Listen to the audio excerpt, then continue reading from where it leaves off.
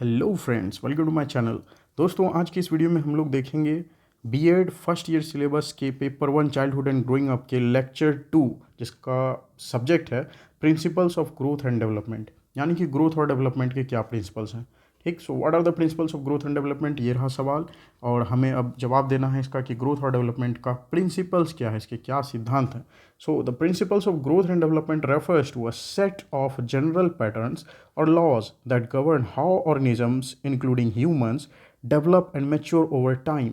यानी कि ग्रोथ और डेवलपमेंट के प्रिंसिपल्स का अर्थ ये है कि एक जनरल पैटर्न है, एक कुछ निश्चित नियम है जो कि जितने भी लिविंग ऑर्गेनिजम्स हैं वो सब फॉलो करते हैं। इसमें इंसान भी शामिल है। ठीक, जैसे जैसे बचपन से बड़े होते चले जाते हैं, जैसे जैसे डेवलपमेंट होता है और जैसे जैसे मैच्योरिटी आती चली जाती है समय के साथ साथ, तो वैसे ही शरीर में बहुत तरह तरह के बदलाव देखने को मिलते हैं और ये एक डेफिनेट पैटर्न के तहत होता है। सो यही पैटर्न इसके प्रिंसिपल्स हैं। तो these principles are based on the observation that all living things undergo certain predictable changes as the age. यानी कि ये जो ग्रोथ और डेवलपमेंट के प्रिंसिपल्स हैं, ये क्या चीज़ पर बेस्ड हैं? तो ऑब्जर्वेशन पर बेस्ड हैं।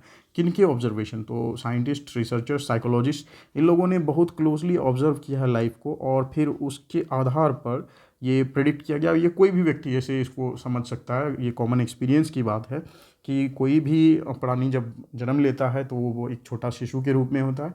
फिर कंटिन्यूसली उसे अगर न्यूट्रिशन मिलता चला जाता है तो वो सर्वाइव कर पाता है और फिर धीरे धीरे वो ग्रो होता है, डेवलप होता चला जाता है एक एडल्ट बीइंग में, और फिर वो खुद रिप्रोड्यूस करता है अपने ही जैसे यंग वंस को। ठीक, तो इस तरह से हमने देखा है कि एक डेफिनेट एक पैटर्न है जो बार बार रिपीट होते चला जाता है हर जनरेशन में। तो इस यही चीज़ को प्रिंसिपल्स नाम दिया गया है ग्रोथ एंड डेवलपमेंट का। आइए इसे और डिटेल में हम सब समझते हैं कि समय के साथ साथ किस प्रकार परिवर्तन होता है। So researchers, teachers and health care professionals use these principles to understand and assess typical patterns of human growth and development. तो ये जो ग्रोथ और डेवलपमेंट के प्रिंसिपल्स हैं, ये ज़्यादातर काम आते हैं रिसर्चर्स को, टीचर्स को और हेल्थ केयर प्रोफेशनल्स को। ठीक, और here are some of the key principles. तो चलिए आज हम देखते हैं ग्रोथ और डेवलपमेंट के कुछ जो इंपॉर्टेंट प्रिंसिपल्स हैं। सबसे पहला है सेफेलोकॉर्डल प्रिंसिपल। सेफेलोकॉर्डल प्रिंसिपल क्या है? तो this principle states that growth and development proceeds from the head down. यानी कि ये सिद्धांत कहता है कि ग्रोथ और डेवलपमेंट जो होता है ना, वो पहले हेड में होता है यानी सिर में, और उसके बाद फिर बॉडी के निचले पार्ट में। In other words, infants tend to develop control of their head and neck before they gain control of their limbs. ठीक, यानी कि इन्फांट्स यानी छोटे बच्चे जो शिशु होते हैं, वो पहले अपने हेड और नेक का कंट्रोल करना सीखते हैं। ठीक, और उसके बाद अपने शरीर के हाथ पैरों को बाद में कंट्रोल करना सीखते हैं। So this principle is called cephalocaudal principle. आइए नेक्स्ट प्रिंसिपल देखते हैं। Next is proximodistal principal.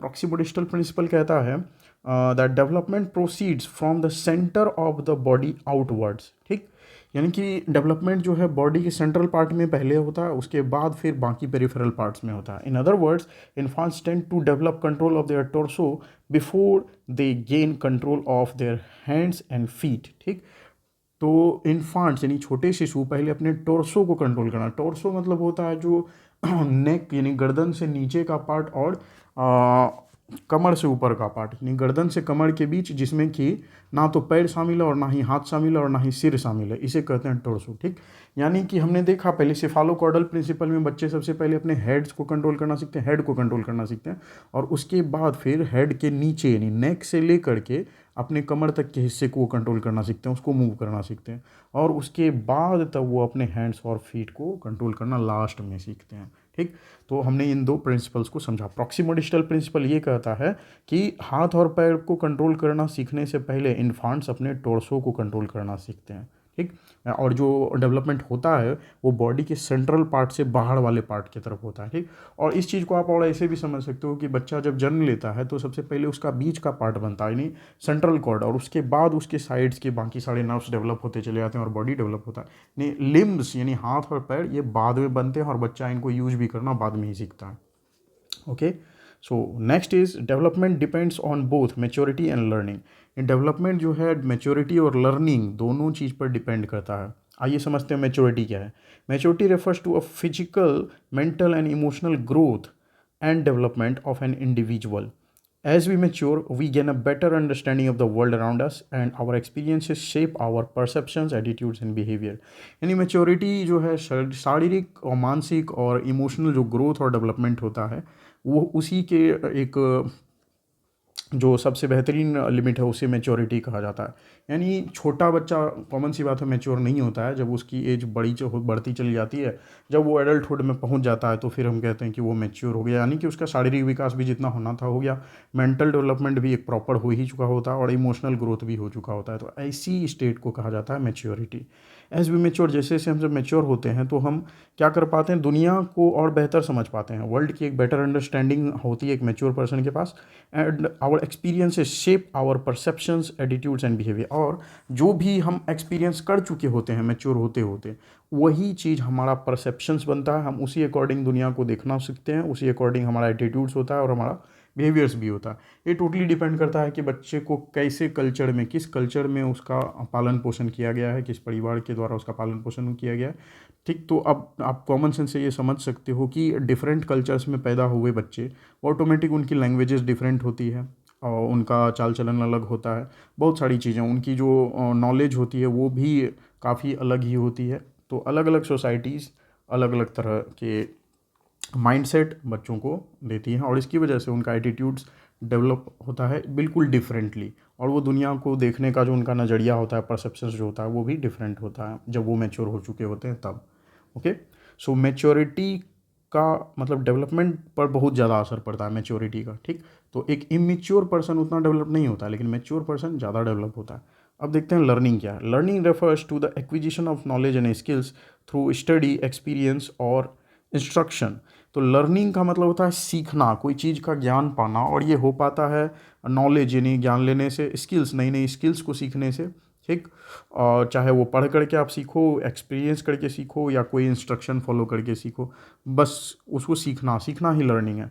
Learning helps individuals expand their abilities, deepen their understanding of the world and develop new ways of thinking and problem solving।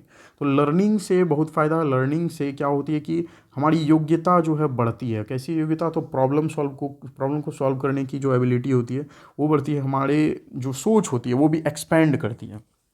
ठीक, तो कहीं ना कहीं learning का development पर असर होता है। जिसकी लर्निंग जितनी ज़्यादा होगी वो उतना ज़्यादा डेवलप्ड होता है। यानी आप जितनी नई नई स्किल्स को सीखे हो और आपका जितना ज़्यादा एक्सपीरियंस है, ठीक, आप जितना ज़्यादा प्रॉब्लम सॉल्विंग स्किल्स आपके अंदर है, जितने नए तरह से आप सोच सकते हो, जितने आप क्रिएटिव हो, इसका मतलब आप ज़्यादा डेवलप्ड हो।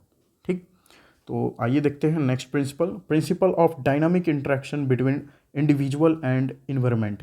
ठीक, तो इंडिविजुअल यानी कोई व्यक्ति और उसके इन्वायरमेंट के बीच में जो डायनामिक इंटरेक्शन होते रहता है, ये भी डेवलपमेंट को प्रमोट करता है। So this principle emphasises the importance of the environment in shaping and individual's growth and development. ठीक, यानी कि किसी भी व्यक्ति का जो ग्रोथ और डेवलपमेंट होता है उसमें उसके इन्वायरमेंट का भी अहम योगदान है। It highlights that development is not just an internal process but as a result of interactions between an individual's genes, biology and their physical, social and cultural environment। ठीक, यानी कि ये प्रिंसिपल कहता है कि जो डेवलपमेंट होता है वो सोलिली फुल्ली वो इंटरनल प्रोसेस नहीं है। मतलब सिर्फ एक व्यक्ति के शरीर तक ही वो लिमिट नहीं है, डेवलपमेंट में उसके इन्वायरमेंट का भी बहुत बड़ा योगदान रहता है। ठीक, ये कंटिन्यूसली जो इंटरेक्शन हम सब करते रहते हैं हमारे इन्वायरमेंट के साथ, उसका असर पड़ता है हमारे डेवलपमेंट पर। ठीक, यानी कि जीन, बायोलॉजी और ये जो फिजिकल स्ट्रक्चर है ये तो शरीर तक लिमिटेड है, लेकिन सोशल, सामाजिक और कल्चरल इन्वायरमेंट जो है ये हमारे शरीर के अंदर नहीं है। समाज हमारे बॉडी के अंदर नहीं है, हमारा जो कल्चर है वो भी हमारे बॉडी के अंदर नहीं बसता है। तो लेकिन ये सब चीज़ शरीर से जो बाहर है, हमारा सोसाइटी और सोसाइटी के जो कल्चर्स हैं, जो वैल्यूज़ हैं, वो सब चीज़ों का हम पर असर पड़ता है, हमारे जीवन पर या किसी भी बच्चे पर असर पड़ता है जो भी उस सोसाइटी में जो पल बढ़ रहा है। तो इस तरह से हमने देखा कि इन्वायरमेंट का असर पड़ता है। ठीक, किस पर, तो डेवलपमेंट पर और ग्रोथ पर। Next, principal of the life long process. तो ये तो कॉमन सी बात है कि ग्रोथ और डेवलपमेंट नहीं, ग्रोथ नहीं, डेवलपमेंट लाइफ लॉन्ग प्रोसेस है, ज़िंदगी भर होते चला जाता है. So this principle states that the development is a continuous and life long process that begins at the conception and continues through out the entire life span. यानी कि development जो है वो जन्म से ही शुरू हो जाता है और जब तक ज़िंदगी चलती रहती है तब तक डेवलपमेंट होता चला जाता है, व्यक्ति कुछ ना कुछ सीखता चला जाता है. Growth and development may slow down और change with age but it never truly stops. तो ग्रोथ और डेवलपमेंट वो स्लो हो सकता है, रुक सकता है, लेकिन कंप्लीटली बंद नहीं होता है. धीरे धीरे डेवलपमेंट होता चला जाता है, किसी एक व्यक्ति में ज़्यादा तेज़ी से, किसी में स्लोअर रेट से. नेक्स्ट है प्रिंसिपल ऑफ हायरार्किकल इंटीग्रेशन. तो प्रिंसिपल ऑफ हायरार्किकल इंटीग्रेशन क्या है? This principle states that the simple skills typically develop separately and independently but later integrate into more complex skills. यानी कि ये जो पहले सिंपल स्किल्स हैं पहले वो सीखते हैं बच्चे, और उसके बाद वो बहुत सारी सिंपल सिंपल स्किल्स को आपस में वो मिक्स करके कोई कॉम्प्लेक्स एक्टिविटी करना सीखते हैं. For example, a child may first learn to walk and then later learn to run and jump. सही बात है, बच्चा पहले जो है चलना सीखता, चलने से पहले वो लुढ़कना सीखता है, उसके बाद फिर धीरे धीरे वो रेंगना सीखता है, उसके बाद फिर वो चलना सीखता है धीरे धीरे, एक सिंपल सिंपल ये एक्टिविटीज़ सीखता है. और फिर जैसे वो मैच्योर होता है थोड़ा सा, जैसे और उसकी एज होती है, नहीं बच्चा जब साल 2 साल का हो जाता तो फिर वो ठीक से दौड़ना, धीरे चलना सीखता है. उसके बाद धीरे धीरे वो चलने का आदत जब उसे हो जाता है तो फिर वो उस चलने की स्किल को अप्लाई करता है रन मतलब दौड़ने में, और फिर जंप करना सीखता है, डांस करना सीखता है. तो ये सब कुछ एक हायरार्किकल है, मतलब एक सिस्टमैटिक ढंग से ये सब चेंज होते चले जाते हैं. सिंपल चीज़ों को पहले सीखा जाता है, सिंपल स्किल्स को, और बाद में वो कॉम्प्लेक्स स्किल्स बनते हैं. नेक्स्ट है principle of rapid development in early years. ठीक, तो ये है, it refers to the period of accelerated growth and development that occurs during a child's first few years of life. This period is characterized by significant physical, cognitive, social and emotional changes. ठीक, तो ये जो development और growth और development का जो principal है कि अर्ली ईयर्स में जल्दी डेवलपमेंट होता है. बात सही है कि आप देखोगे कि छोटे बच्चों में बहुत ही तेज़ी से डेवलपमेंट होता है, यानी बचपन के कुछ सालों तक बच्चा बड़ी तेज़ी से बड़ा हो रहा होता है, बड़ी तेज़ी से चीज़ों को सीखता चला जाता है. तो ये भी एक प्रिंसिपल, यानी बच्चे का जो फिजिकल ग्रोथ है और जो कॉग्निटिव, सोशल और इमोशनल चेंजेस जो होते हैं, ये सारे के सारे बहुत फास्ट, बहुत रैपिड स्पीड से होते हैं जब बच्चा छोटा रहता है तब. नेक्स्ट है early childhood is a critical period of development as the experiences and environments that children encounter during this time can have a profound impact on their later growth and development. ये बहुत ही important बात है कि early childhood का जो time है, जो कि बच्चे का 3 साल से 6 साल के आसपास का ये समय होता है अर्ली चाइल्डहुड, ये बहुत ही क्रिटिकल टाइम होता है बच्चे के डेवलपमेंट के लिए. As the experiences and environments that children encounter during this time can have a profound impact on their later growth and development. यानी कि इस दौरान बच्चा जो कुछ भी सीखता है, उसे जैसे एक्सपीरियंस मिलते हैं अपने इन्वायरमेंट से, उसका उसके आने वाले जीवन के ग्रोथ और डेवलपमेंट पर बहुत ही गहरा इम्पैक्ट पड़ता है.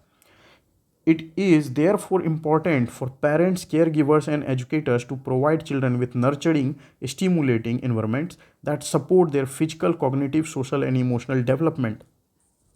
तो इसीलिए ये जानकारी बहुत काम की है कि कौन सी जानकारी, ये जानकारी कि अर्ली चाइल्डहुड में जो डेवलपमेंट होते हैं, इन्वायरमेंट का जो असर पड़ता है बच्चे के डेवलपमेंट पर अर्ली चाइल्डहुड 3 साल से 6 साल की उम्र के बीच में, उसका असर उसके आने वाली ज़िंदगी भर जो भी ग्रोथ डेवलपमेंट वो जो भी सीखेगा उस पर उसका बहुत ज़्यादा असर होता है. तो इसीलिए ये बहुत ज़्यादा ज़रूरी है, जो बच्चे के माता पिता हैं या जो बच्चों का पालन पोषण करने वाले केयर गिवर्स हैं, या फिर जो उन्हें पढ़ा रहे हैं, छोटे बच्चों को पढ़ाने वाले एजुकेटर्स, टीचर्स जो हैं, उनका ये कर्तव्य बनता है कि बच्चे को वो एक नर्चरिंग, एक स्टिमुलेटिंग इन्वायरमेंट दे, बहुत बढ़िया इन्वायरमेंट दे, ताकि उनको सपोर्ट मिले बच्चों को, कि उनका अच्छे से फिजिकल डेवलपमेंट हो पाए, कॉग्निटिव डेवलपमेंट हो पाए, और सोशल और इमोशनल सारा डेवलपमेंट बच्चे का अच्छे से हो पाए. इसके लिए एक प्रॉपर हेल्दी इन्वायरमेंट क्रिएट करने की जिम्मेदारी बनती है पेरेंट्स पर, केयर गिवर्स पर और टीचर्स पर, ताकि अर्ली चाइल्डहुड में ही बच्चे को एक बेहतर इन्वायरमेंट दिया जाए, जिससे कि उसकी पर्सनालिटी डेवलपमेंट जो होगी वो उसके फ्यूचर में भी बहुत ही बेहतर रहेगी.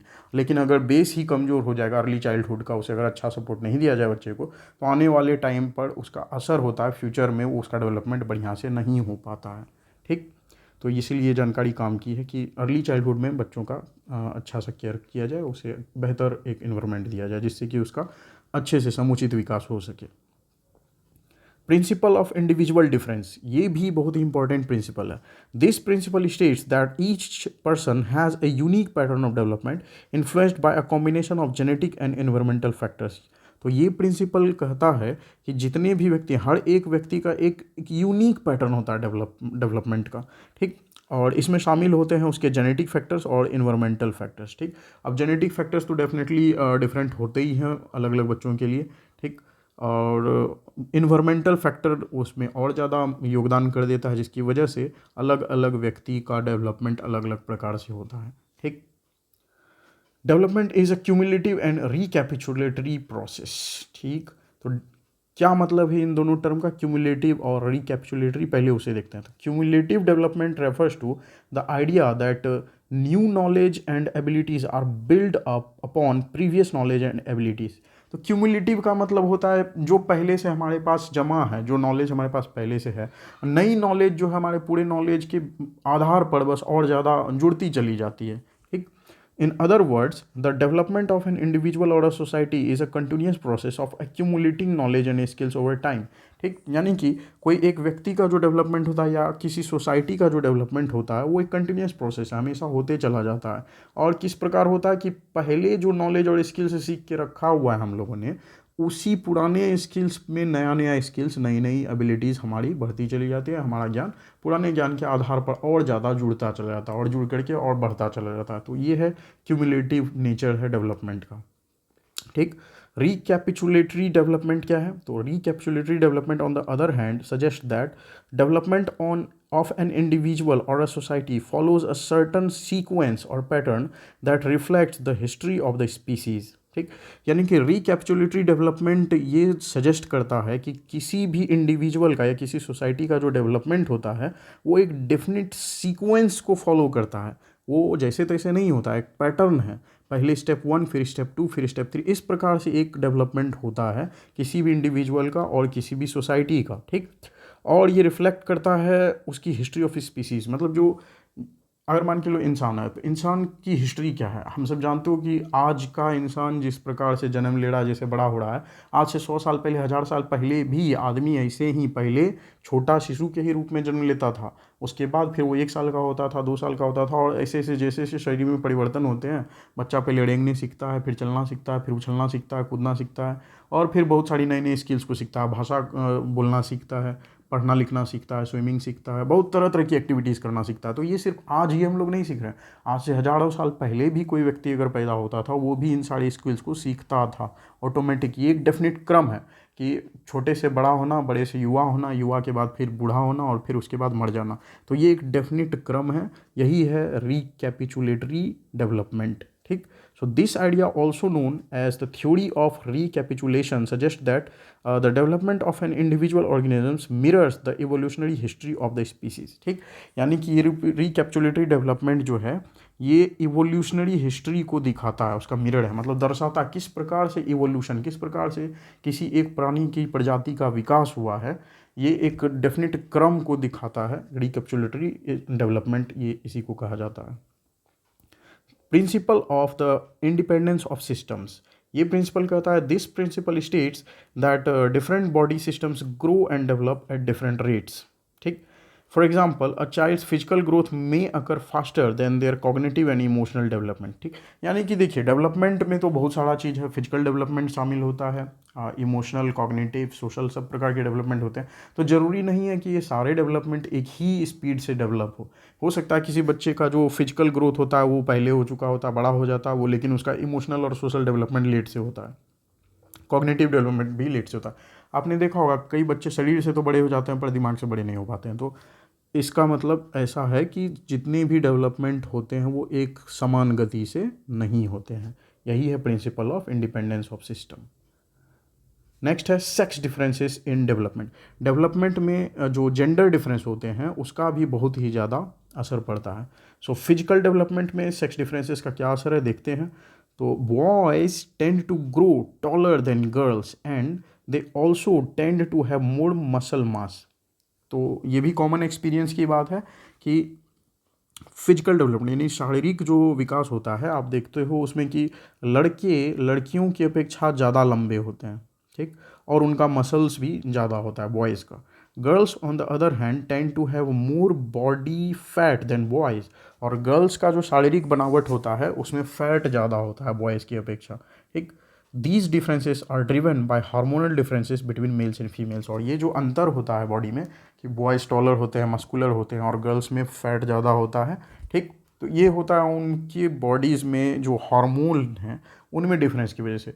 तो मेल के बॉडी के अंदर जो हार्मोन्स होते हैं और फीमेल के बॉडी के अंदर जो हार्मोन्स होते हैं वो दोनों सेम नहीं होते हैं, कुछ कुछ हार्मोन्स में डिफरेंस होता है, और यही हार्मोनिक डिफरेंस की वजह से उनके शरीर में डेवलपमेंट अलग तरह से होता है, ठीक। नेक्स्ट, कॉग्निटिव डेवलपमेंट में क्या सेक्स डिफरेंस देखने को मिलता है? So there are some differences in cognitive development between boys and girls, यानी कि लड़के और लड़कियों की जो जो मानसिकता है, जो सोच है, उसमें भी अंतर ही होता है।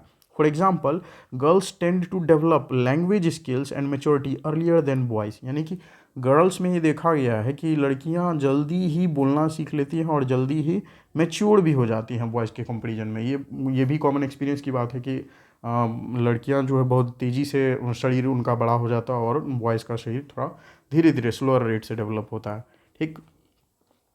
नेक्स्ट है सोशल डेवलपमेंट क्या है कि boys and girls tend to have different social experiences growing up which can impact their development, ठीक। अब बॉयज़ और गर्ल्स दोनों का जो सोशल डेवलपमेंट है इस पर भी मतलब ये भी थोड़ा अलग तरह से होता है, दोनों का संगत भी अलग अलग प्रकार का ही होता है। For example, girls tend to engage in more cooperative play while boys tend to engage in more competitive play, ठीक। यानी कि गर्ल्स को ज़्यादातर कोऑपरेटिव प्ले, जो खेल भी वो लोग खेलती हैं, तो गुड़िया वाला खेल खेलती हैं, अपनी सहेली सबके साथ खेलती है, ग्रुप वाला गेम हमेशा उन लोगों का जो रहता है वो कोऑपरेटिव नेचर रहता है, यानी एक दूसरे का मदद करने वाला। While boys tend to engage in more competitive play, लेकिन बॉयज़ का जो गेम होता है वो कॉम्पिटिशन वाला होता है, कौन पहले जीतेगा, ठीक, इस टाइप का नेचर होता है। तो these experiences can shape their social skills and relationships later in life. तो इस प्रकार का जो एक्सपीरियंस लेकर के बॉय और गर्ल डेवलप होते हैं, ये उनके जो फ्यूचर की लाइफ है इन सारी स्किल्स का उन पर असर पड़ता है, ठीक। तो इसी के साथ इस वीडियो में इतना ही friends, see you in next video.